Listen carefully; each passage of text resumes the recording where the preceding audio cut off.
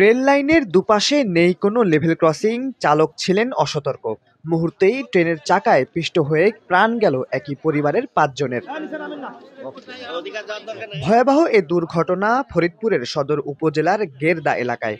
স্থানীয়রা জানিয়েছেন, মঙ্গলবার রাজশাহী থেকে ছেড়ে আসা মধুমতি এক্সপ্রেস ট্রেনটি ফরিদপুর হয়ে ঢাকা আসছিল। অপরদিকে নারায়ণগঞ্জ থেকে ফরিদপুর যাচ্ছিল যাত্রী বোঝাই মাইক্রোবাসটি। গেরদা এলাকার লেভেল ক্রসিং না থাকায় সরাসরি মাইক্রোবাসটি রেললাইনের ওপরে উঠে যায়। ট্রেনটি হুইসেল বাজালেও শোনেনি কেউ। এ সময় ট্রেনটি ওই গাড়িটিকে ধাক্কা দিলে এতে ৩০ থেকে ৪০ গজ দূরে গিয়ে একটি ডোবায় পড়ে যায় মাইক্রোবাসটি। ঘটনাস্থলেই মারা যান ৩ জন, আহত হন ৪ জন।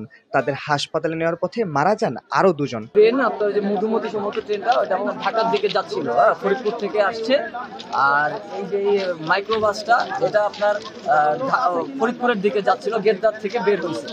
মাইক্রোবাসটি গেদ্দা থেকে ফরিদপুরে যখন যায়, ট্রেন ফরিদপুর থেকে যখন নাকি ভাঙ্গার দিকে যায় তখনই ওইটা মাইরে দেয়, সামনে মাইরে দিয়ে তারপরে ফেলাই দেওয়ার পরে আমরা সবাই ঘটনাস্থল করে এসে দিয়ে ৩ জন মারা গেছে, ৩-৪ জন মারা গেছে। আর যারা জীবিত আছে তাদের হসপিটালে পাঠানো হয়েছে। যে আমাদের যদি একটা গেট হইতো, একটা সিগন্যাল দেখে আমরা যাতায়াত করতে পারতাম, আমরা এই দুর্ঘটনার থেকে মুক্তি পাইতাম, বাঁচতে পারতাম।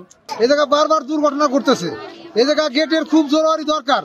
আমরা মাইক্রোটাকে কপি কল দিয়ে আমরা সোজা করেছি এবং কিনারায় নিয়ে আসার চেষ্টা করেছি। কিনারায় শেষ পর্যন্ত নিয়ে আসতে সক্ষম হয়েছি এবং ভিতরে সার্চ করেছি, মাইক্রোর ভিতরে টোটাল সার্চ করেছি এবং মাইক্রোর নিচেই কোনো কিছু চাপা আছে কিনা এবং কলা গাছ সহ পড়ছিল, সেই কলা গাছের নিচে কেউ আটকে আছে কিনা, চাপা পড়েছে সেটা আমরা দেখেছি।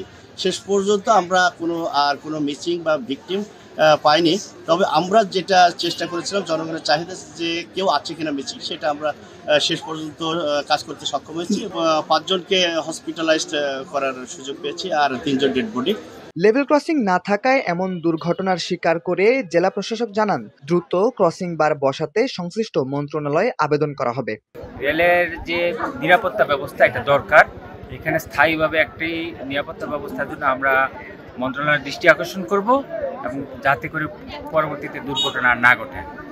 এবং যারা নিহত হয়েছে তাদের আমরা খোঁজ খবর নিয়ে, তারা সম্ভবত যেটা জানলাম নারায়ণগঞ্জে, আমরা যোগাযোগ করে তাদের লাশ নারায়ণগঞ্জে পাঠানো অথবা পরিবারের সাথে যোগাযোগ করে যেটা প্রয়োজন হয় সেটা আমরা ব্যবস্থা। হতাহতদের পরিবারকে সব ধরনের সহযোগিতার আশ্বাস দিয়েছেন জেলা প্রশাসক।